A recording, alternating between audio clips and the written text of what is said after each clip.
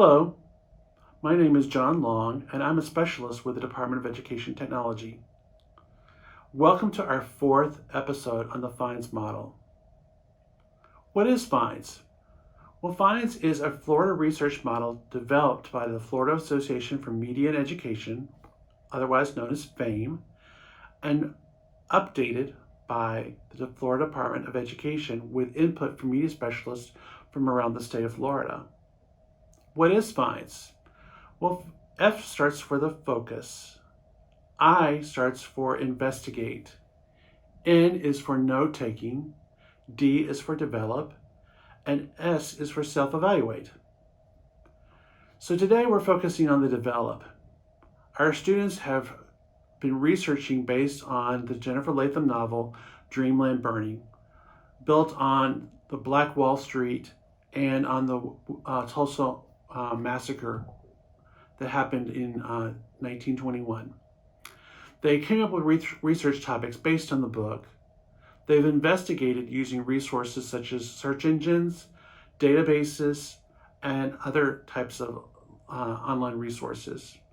They've been notes taking. We talked about strategies for note taking this past week. And now they're going to be talking about developing a product. They're going to be using Adobe Creative Cloud Express. And today we're very fortunate to have Tanya Avrith from Adobe showing our students virtually how to use Adobe Creative Cloud Express webpage. So you'll actually see the transference from Google Keep to Google Docs to now Adobe Creative Cloud Express. Some of them you actually learned how to do the video part. We'll get to see and self-evaluate some of their projects. So welcome again, and we hope you enjoy this episode. So one of the things we wanted to do today is we want to think with the outcome of your project now. So as you're going through your project, you've been reading the book. Are you enjoying the book so far? Yep. Yes. Pretty much? Okay. So one of the things we wanted to do is we wanted to show the rubric, which is going to be how you're graded on the project. But we wanted to give you some time to input into the rubric because that way you have your own input into how you're going to be graded for this, because that will give you some ownership of your own learning process.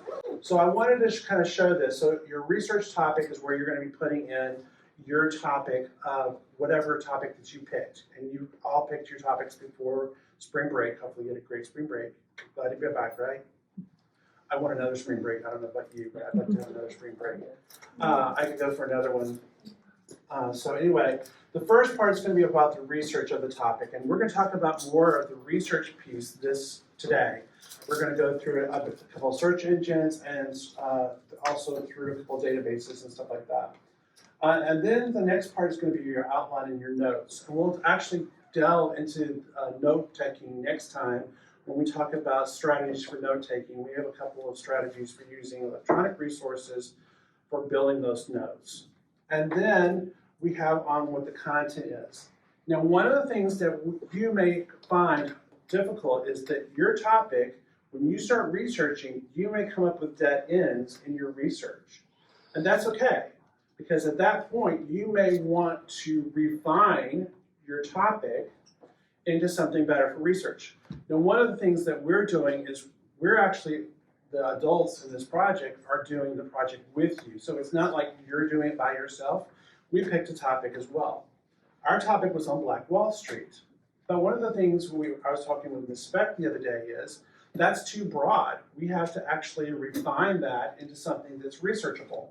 So we decided that we were going to kind of change the tone and create a project that's going to be about Black Wall Street and did it impact the Tulsa massacre. So that's our topic that we're researching. So everything that we do today is going to be focused on those topics, okay? So that's our content. So our content has got to be reflective of what the focus is for your research project. Does that make sense? Does it not make sense? Does it make sense? Give me a thumbs down if it doesn't make sense. All right. So that's your content here. And then you're actually going to create a multimedia presentation using Adobe Spark page, which is now called Adobe Creative Express. And we're going to show you how to do that when we get into the design phase. And that's going to be the content for your presentation. And then the mechanics, you all know about the grammar and all that kind of stuff. So I'm sure Ms. Wade has actually been drilling those points in quite well with you guys.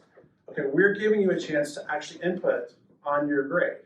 So the actual idea is using 3 sources right here. 3 sources could be 2 internet sources, it could be a database. We're going to show you 2 databases today, but there are more databases out there. And then we're actually going to show you next week, I think, another database that's provided through the Palm Beach County Library System that brings up newspapers. And so you can historically find newspapers that will give you a source.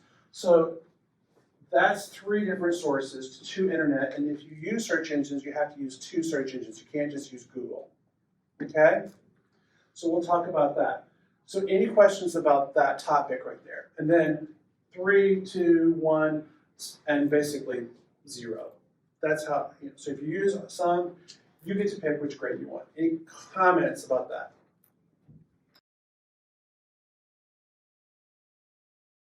Hi everyone, it's nice to meet all of you. I wish I was there in person, maybe next time. I'm going to do a really quick overview of Creative Cloud Express page, or Spark page is what you have on your portal. And it's really straightforward. So I know I won't need so much time. That's what makes it so great. So I can see all of you. Just quick hands. How many of you have been on Adobe Spark before? None of you. Okay, 1 of you. 2, 3. Okay, a handful of you. All right.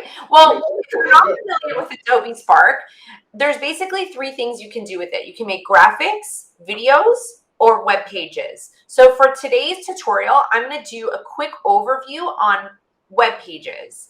So when you go in, you're going to go in through your portal on your educator portal, the one that you have, and there's a tile and it's yellow and it says Adobe Spark. It's the first tile there.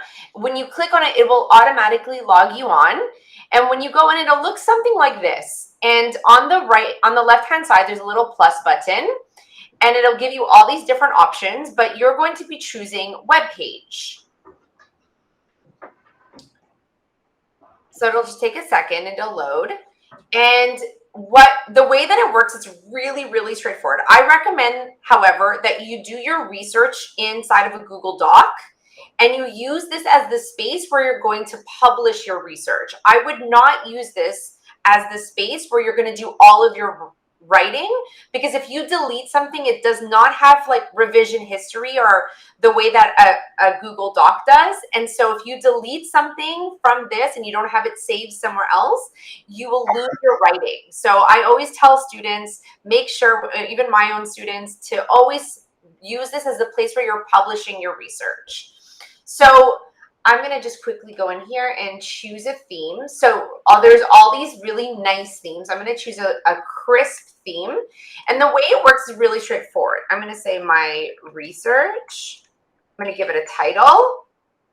I'm sure you'll have a title that your teacher will tell you. I'm going to add my name and I'm going to add an image. So I can go in, I go to the little plus sign. I can upload an image if I want to. I can also take a photo if I wanted to on my Chromebook and pull it from different places.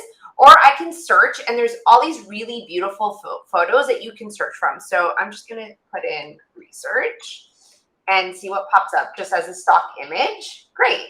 So these are a lot of like science researchers. I'm going to just grab this image of, it's not me, but it could be me if I wanted. And as I scroll down with my mouse, it gives me more options. It's really, really, really straightforward. So I'm going to go here and I'm going to give it my, I'm going to kind of give it my introduction and my header. So Tanya's research project 2022. And I can go here and change to header 1, header 2. I could center it. I mean, it's a little too big, so I'm going to make it a little smaller. And I'm going to continue to add. I can add photos if I want. So I can do research. Let's say my research was on, I don't know, trees. All right, so I want to add some imagery to kind of give it a little more oomph. So I'm just going to grab some images. All right. I made a little collage here, but there's different ways I can show images. So maybe I want it to look a little, have a little bit more of like a different look. So I can add images inline. I can make them full screen. I can make that as like to kind of change my page up a little. I can make it full width. So in this case, I'm just going to make it as a window, and I'm going to continue. I can add a glide show. So there's all these different ways of laying out your content. So if I wanted this to be like have a bit of a background, and if I don't like that, I can just delete it. I could press plus, move that around. I can add my text here. So module 1, maybe this is like my first module that I want to talk about from my research. So there's like a million different ways that you can make this look beautiful.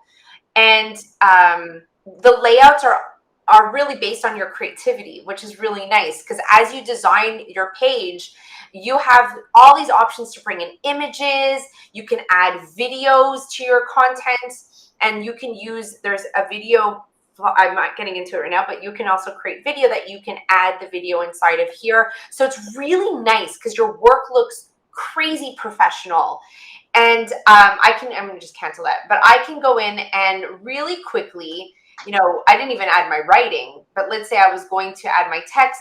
I would go into my Google Doc and I would copy my text and I would paste it in here. And so I would use this as the place to create more of a multimedia representation or presentation of my written work, and add images and visuals to give it more detail and make it look so much richer and interesting as I'm turning in my research. So when I'm done, and I just, I'm showing you a couple of the ways that I can make it look different. I can also add a split layout. And I'm just putting a theme of trees here, but you can choose from literally, I think there's 90,000 stock images that are available, really high quality, beautiful images that you can use for so many different themes. And then I can continue and add my text. So let's say this is module 2 of my research. I don't know if that's what you're calling them, but I'm going to just call it that for now. And then I can go here, make it center. Again, I would go into my Google Doc, grab my text, copy it, paste it here. When I'm ready, I would just go there and paste it and then continue. And so the more I scroll up, the more options I have. There's a lot of options. And when I'm ready, okay, and I didn't even, put much in here, this is what it will, this is just to present. So you can kind of see what it looks like when it's presented. Just give it a second. So this is what it looks like when you turn it in and it's published. Looks really pretty, doesn't it? Right? And I haven't even added any of the writing or the content. And you saw I did that in like 3 minutes. That's how long it took me to put something. This is just because I'm using someone else's art, someone else's photography. It automatically credits it so that we know that in research, when you are using someone else's work, you need to give them credit. And so the nice thing is all of your images will do that automatically. All right. So I'm just going to go escape because I didn't publish it. So when I'm ready to publish it, and if, and FYI, if I wanted to change my theme, I could change it and it doesn't affect my writing. It will just show up and I can kind of choose the theme that I like. Okay, so I can do that. And when I'm ready to publish, I will just go there and I'm going to go create link and publish. And so it'll publish my work and it'll give me a URL, which is my website, that I can turn in Google Classroom. I'm going to guess that's probably where your teacher has your assignments that are digital to be turned in. And so I could grab that and turn it in. And here's the nice thing about this. Let's say I go back and I'm like, oh my God, I made a mistake and I want to change it. You don't have to resubmit it. You can go in and update your work. So let's say I'm going to go in and I'm going to add my research here. Add more. Okay, so I'm just going to add more. Let's pretend I copied more or made a spelling mistake. I could go here and I'll go back to publish, and then instead of submitting everything again, you don't have to, you can just go here and update the link. And so whatever you've turned in, you can update and make it better and make your research better and make your project look more beautiful. Or you can get feedback from some of your peers and then go in and make it look even better. So this is a really nice, quick, easy way to really present your work, and it's available. You have it, and you can use it in this class. You can use it for projects in your English class or your science classes, or in social studies to kind of present your work as well. So I hope this is helpful. Are there any questions? So let me just show you what it looks like. So let's say I want to add my video here. This is part of my research. I'm sharing a video that I have on YouTube. I can go there and then I'm going to share it, and look at that. It embeds it really beautifully. It shows up. And so if you're asking about it being credited, well, it's showing up from where the source is. You may decide, and I'm not sure how you're being taught to pull together your bibliography. Perhaps you're going to add a bibliography somewhere else. I'm not 100% sure. And you can add that link in the proper way if you're doing it in that way. But it will show up and embed really nicely inside of your page. Does that answer your question? It's just one full page. Yeah, and you can add in between too. You can always, anywhere you see a plus button when you're in edit mode, you can always add or add to it. Here's a little advice where people often get kind of messed up is when they add a split layout and they don't want it anymore. They're like, how do I delete it? This is always a question I get from students. You got to click in the middle. It's like you got to find the sweet spot in the middle and then click and then delete. And then you can delete the section. But that's kind of the part that I always get asked, like, how do I delete that part? We have one more question. Yeah. Can other people edit the slide with you, or is it just one? So that's a really good question. It doesn't work like a Google Doc, in the sense that like I could share my my URL and then someone else can jump in. I can invite a partner to work with me, but I can't be in it at the same time. So I have to be out of the work and they can go in and add additions. And then, when they're done, you can go back in and see their what they've updated. The person who owns the project is the person who's able. It's a great question. Is the person ultimately who has the ability to publish and update the link. So if you're working in a group, the person who starts the project is the person that has to make sure that they are updating and publishing any of the updates that have been added by team members.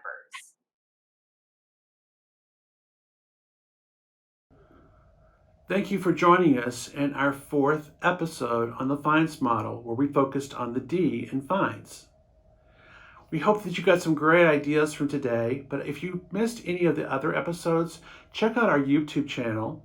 The address is going to be on your screen, and resources to support this website will be on our website, which is edtechtraining@palmbeachschools.org. That's edtechtraining@palmbeachschools.org. So you won't want to miss those resources on the page. These videos will also be located on that webpage. They're embedded. Mark your calendars, because on May 23rd, we're going to be talking about our virtual learning experiences, and you can join anywhere in the world for those. We're going to have some great resources. We're looking forward to those. We're going to have a park ranger from Yellowstone National Park. We're going to have Janice Dean, a meteorologist from Fox News, and she's also a children's book author talking about meteorology with students. And we're going to be talking with the Norton Art Museum here locally. We always love seeing what the Norton has. Plus, we have some other surprises coming along as well. So check our website for those. More details will be coming soon.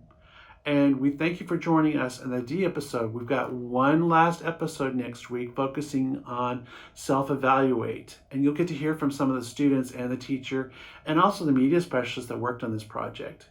Thank you for joining us, and we hope you have a great day. On behalf of the Educational Technology Training Team and the entire Educational Technology Team, thank you for joining us.